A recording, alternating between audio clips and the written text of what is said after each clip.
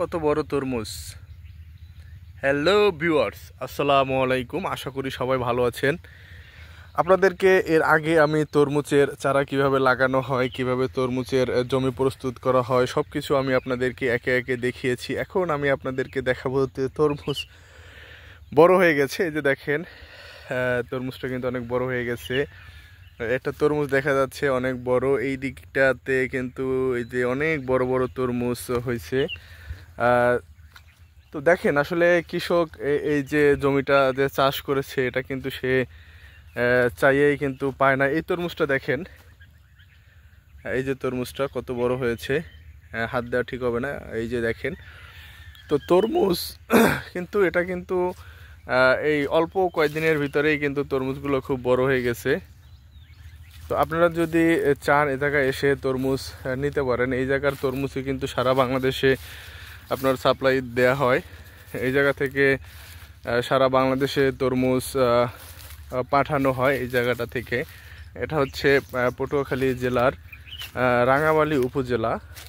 রাঙামালীতে আপনার বিভিন্ন চর অঞ্চল, এটা চর অঞ্চলে তরমুজ ভালো হয়, এজন্য হচ্ছে এ জায়গায় তরমুজের চাষ করা হয়। আপনারা এই যে দেখতেছেন, ক্যামেরায় কি দেখতেছেন তরমুজগুলো, দেখা যাচ্ছে মনে হয়। তো দেখেন কত সুন্দর সুন্দর আসলে তরমুজগুলো কত বড় হয়ে গেছে। এইগুলো কিন্তু এখন চাইলেই খাওয়া যায়, খাওয়ার মতো হয়ে গেছে তরমুজ।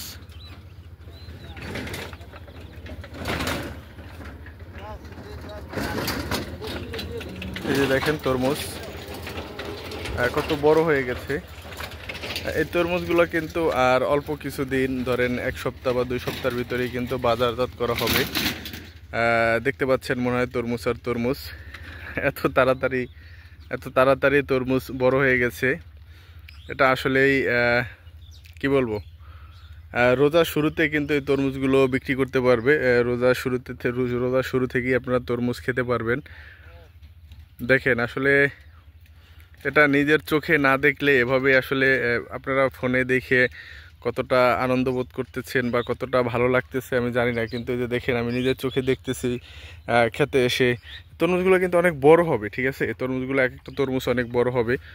তো এরকমের আরও তরমুজের ভিডিও যদি আপনারা দেখতে চান, আপডেট জানতে চান, তো অবশ্যই আমার আইডিকে ফলো দিয়ে রাখবেন। আপনাদের উৎসাহ পেলে আমি আরও ভিডিও করে আপনাদেরকে দেখাবো। তো আজকে এই পর্যন্তই। সবাই ভালো থাকবেন।